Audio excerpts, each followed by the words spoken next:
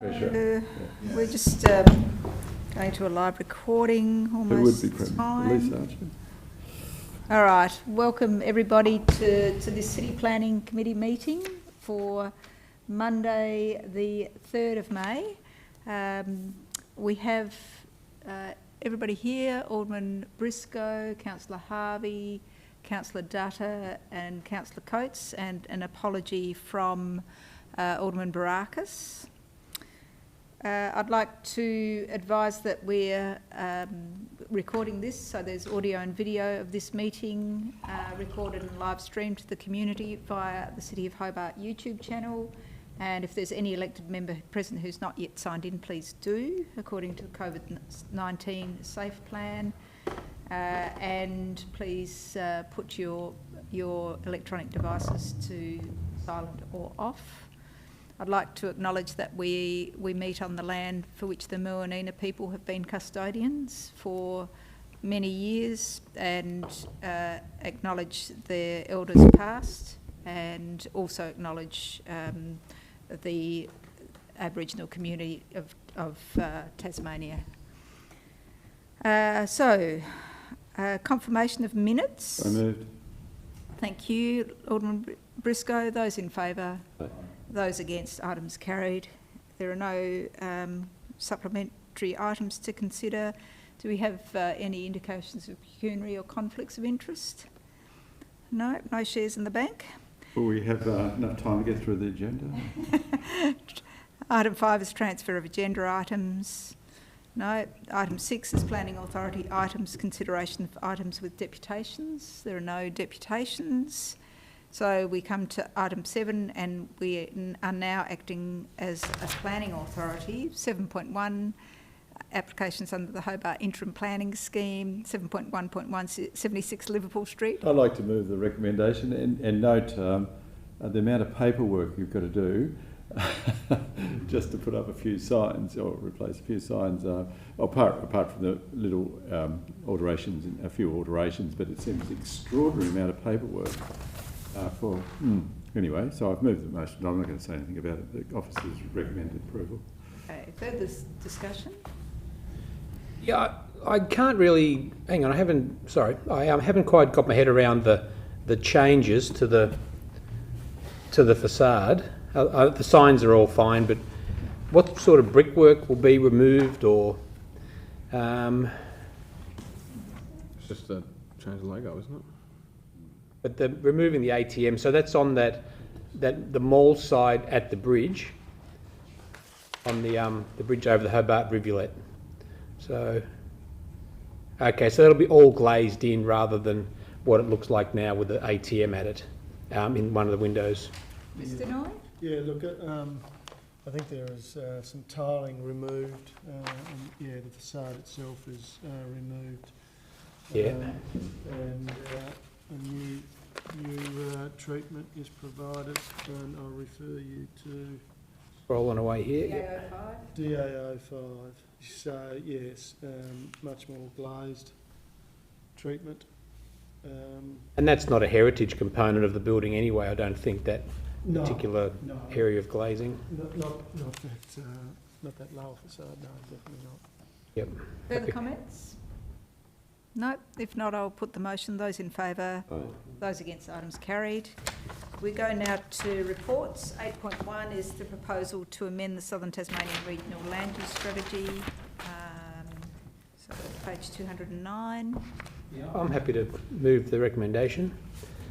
And Thank you, Councillor Harvey. I totally get where we're coming from by not supporting this, that random changes to the boundary is not what we want. We want a strategic approach to this, and to go through the that review. Is that happening now or soon to be happening? I think it's the most appropriate way through you to the director. That's not the case. This was a difficult one for the officers. I suppose we get where Brighton is coming from with this. They see a demand on the urban fringe, and they want to meet that demand. I suppose where the officers are concerned is what is the cost of meeting that demand in terms of infrastructure provision. We know that unfettered growth on our urban fringe comes at a significant infrastructure cost. It's often housing that is heavily dependent on private car and access to the CBD by private car, creating additional pressures around congestion and need to duplicate services in those areas. So while we're not suggesting that it shouldn't be no overall, what we're saying is it should be considered in the context of the wider review of the Southern Tasmania Land Use Strategy, which will be occurring in the next two or so years anyway. And I understand that they can meet the demands that are required in that period, but it should be done in a much more holistic, strategic approach. And this is private land? That's as I understand it, yes. Further discussion? Alderman Briscoe. Yeah, I can see why the officers would find it difficult. I find it difficult that we are expected to comment on something in Brighton municipality or Brighton area, and the officers of Brighton have got a fairly substantial report there pointing out the land is not high quality agricultural land. In fact, it's degraded land. It's not suitable for agriculture. They point out the justification is that the department, education department, have taken 10 hectares or something of residential land to put a building on New Brighton High School when the Brighton Council wanted it on another site. And here we're saying no to 10 hectares being developed as residential. I feel very uncomfortable with that. It's not like it's 1,000 hectares. It's 10 or a bit over 10 hectares, isn't it? And another council, the actual council, officers have come up with a report supporting it. So from a PR point of view, Rich Hobart City Council with Millionaire Landlords saying no to development in Brighton. Which No, bang on, point of order. Right, you know it was a bit of a flourish there, so I'll stop it. But again, I agree with the idea of a review, but we know how things are so slow in this state. The precinct plan, my God, it's so slow. Height limits for the city is so slow. And this could be 10 years away before a review is done to allow 10 hectare site, unutilised, poor agricultural land to be used for housing. Now,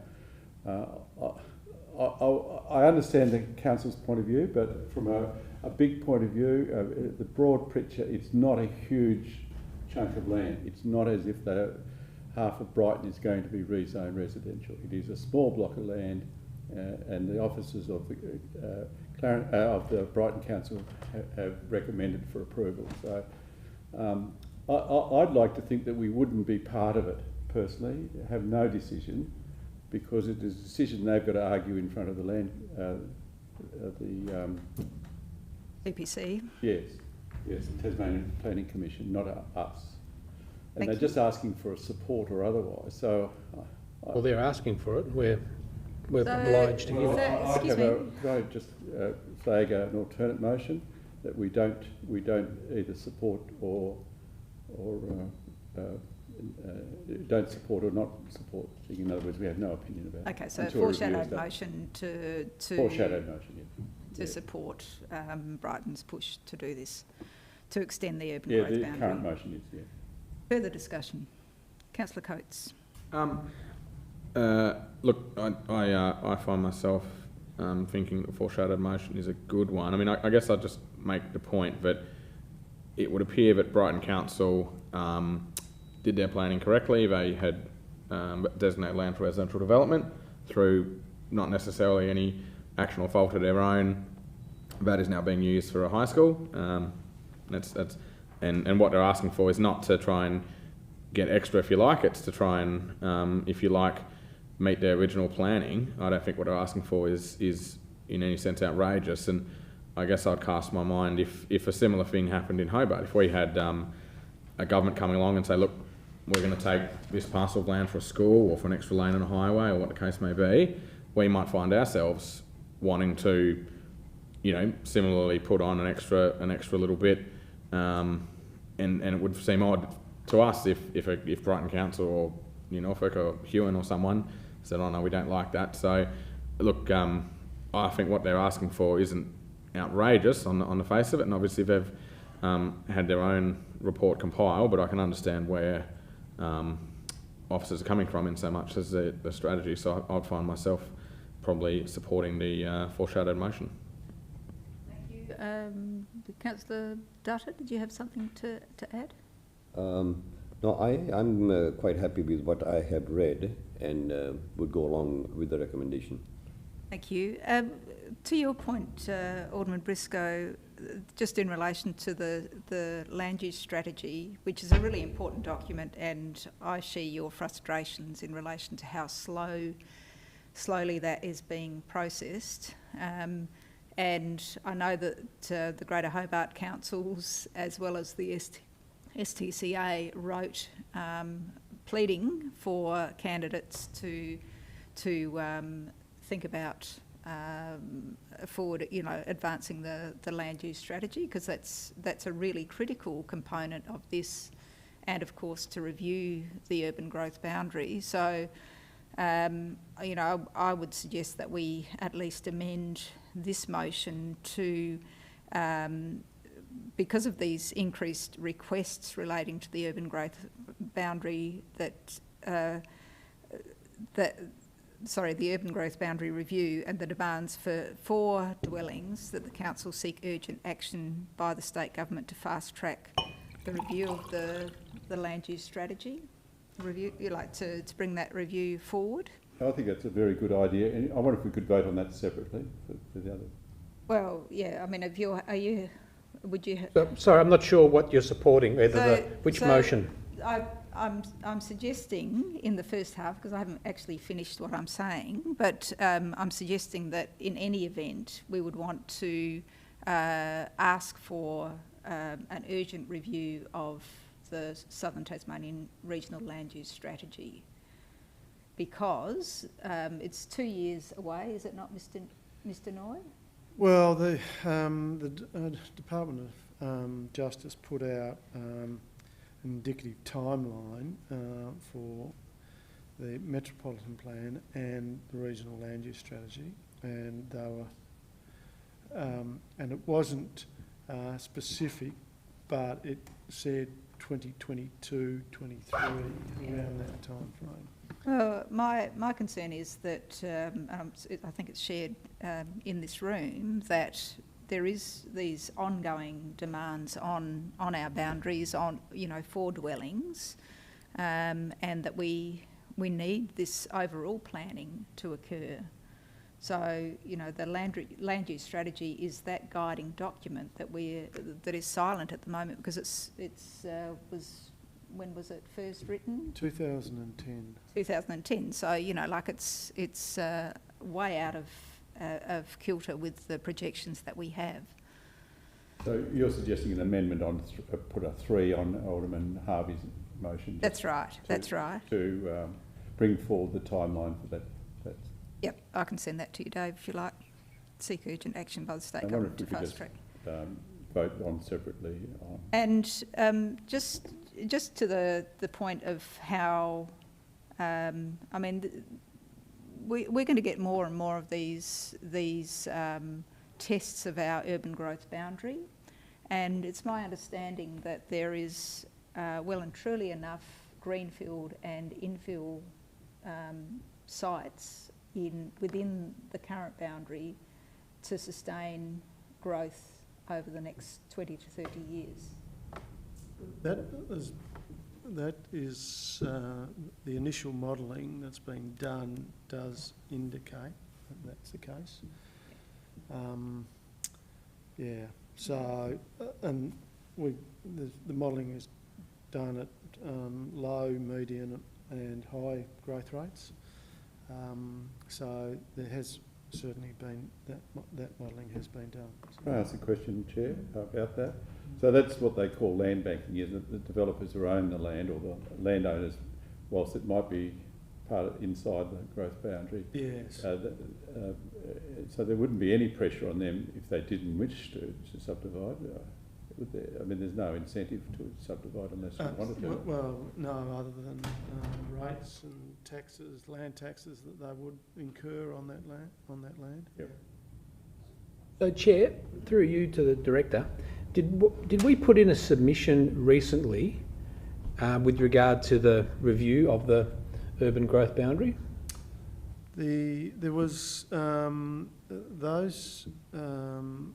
We did put in a submission in relation to what we thought were reasonable changes allowed for under the urban growth boundary, yes, and that was reported to this committee late last year. Yeah. So this recommendation today, is that consistent with the submission we made previously? Not so far as the areas that we thought were modest and expansion of the urban growth boundary that could be considered by the Minister, or should be considered by the Minister. And I think that there was an area of up to 2 hectares in land area that we felt would be the appropriate size for, until such time as the more substantive review was undertaken. Councillor Dutton? Chair, I just needed a bit clarification on this concept of the land bank. It was mentioned by Alderman Briscoe. Now, I'm not too clear what that refers to. Yeah, what happens is that developers will acquire land, large parcels of land within the urban growth boundary, and sit on that land and not develop it. And there may be a number of factors that motivate developers to do that. Some might be to increase the value of subsequent blocks that are released from that because of the scarcity of availability of blocks.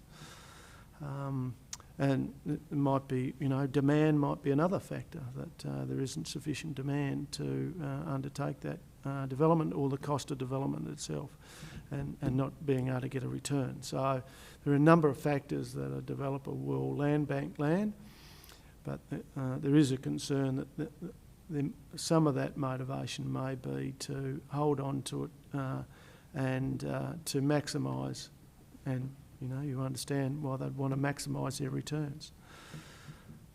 Did you have anything else, Councillor Dutton? Thank you. Councillor Coates? Just a question to a director, I guess, to get my head around it. Obviously, in this case, we're dealing with, they're looking to seek to rezone 10 hectares for residential, and they're arguing they've lost 10 hectares. If the 10 hectare parcel they're asking for was the land compulsorily acquired to build Brighton High School, would we have also been asked to approve the extension of the growth boundary? Yes, yeah, we would. So it's purely because it's not purely because residential, it's just any development in that area. Yeah, look, it's important to note that most educational institutions are zoned residential. So virtually all of those within the City of Hobart, for example, are located in residential zones, and the residential zone is designed to accommodate all the types of social services that or the majority of social services that you expect, particularly educational ones. So in essence, that could have been for a school anyway in that area. Well, within the existing urban growth boundary, yes, most definitely. Yeah. Right. Okay, so we have the amendment. I suppose somebody should move that amendment. Unless, Councillor Harvey, happy with that? Oh, are you happy to have that amendment in there? I'm happy to include it. Yep. and So- can we just have Yep. 1 separately and 2 and 3 together? Yes, of Because I'm happy course. to support 2 and 3. Yep. You don't want the amendment included. I know I do, but if we vote separately, the 1 separately to 2 and 3, if that's okay with the chair. But it's passed or lost. The whole thing is passed or lost. Could we just, that's what I asked earlier, whether we could just separate it, because I'm happy to support part 2 and part 3. Oh, I see. Yep. Okay. All right. Yep. I think I understand now. So we'll just, the current motion, Yep. so parts 1 and 2 will, Vote separately, yeah. And 3 would be your amendment, that Alderman Harvey's. so we'll vote. Chairman, can we move it as an amendment, Yeah, vote on it, yeah. then we move the substantive motion and vote on it, just to Yeah. be clear? Well, I'm happy to move it as your suggested amendment as an amendment. To Okay, Alderman all Harvey. right. All right, so Alderman Briscoe's amendment, really mine, but anyway. No, I did Yeah, say yours. Yeah. I did. All right. I did acknowledge it. Those in favour, Aye. those against, that's carried unanimously. Now we go to the substantive motion with the amendment. Those in favour? Aye. Aye. Those against? Aye. Show of hands. Those in favour? Councillor Harvey, Councillor Dutton and the Deputy Lord Mayor, Those against? Alderman Briscoe and Councillor Coates. Motion's carried. So that will go to the full council next Monday. We can now go to 8.2, delegated decisions reports. Happy to move. Thank you. Any discussion, any points of interest there? If not, I'll put that. Those in favour? Aye. Those against, items carried. Item 8.3, City Planning Advertising Report.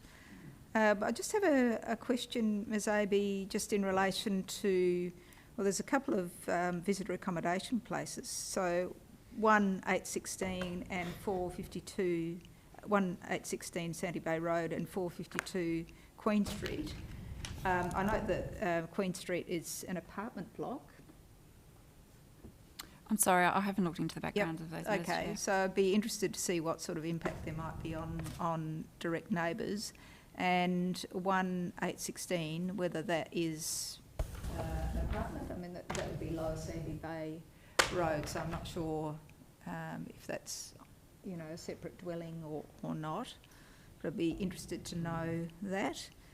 Is there anything that you want to point out? The main item is 26 Edith Avenue, which is 20 multiple dwellings. That item will be considered at a special City Planning Committee meeting next Monday meeting at 4 o'clock and then go on to be considered by the Council. There has been an extension provided so that the matter can be taken to those meetings. Which is unfortunate because it's not a very long extension, so it's just for a special Right. to go to that meeting. A special planning meeting next Monday, is it? Yeah, so This is up the top there, is it? enterprise. Enterprise, right. Yeah. Yeah, all right. So and that's so I suggest, because we've got a number of deputations that start at 4. Is that right, Dave? Yep. So 4 p.m. for the special next week. And through you, Chair, can I inquire about 98 to 110 Argyle Street, 20 multiple dwellings and associated works? So what's on the books there? What's the basics of that plan? I'm sorry, I'm not able to have to take that one on notice, Councillor Harvey. I'll look it up myself, yep. That sounds interesting. It's a bit of a what is it, a showroom? Oh no, is that Argyle sorry. Street? Argyle Street. Yeah, I think that's the one that I asked you about, Mr. Noy. It's the corner of Argyle and Brisbane Street. So it's currently a showroom. Yes, Yep. yeah.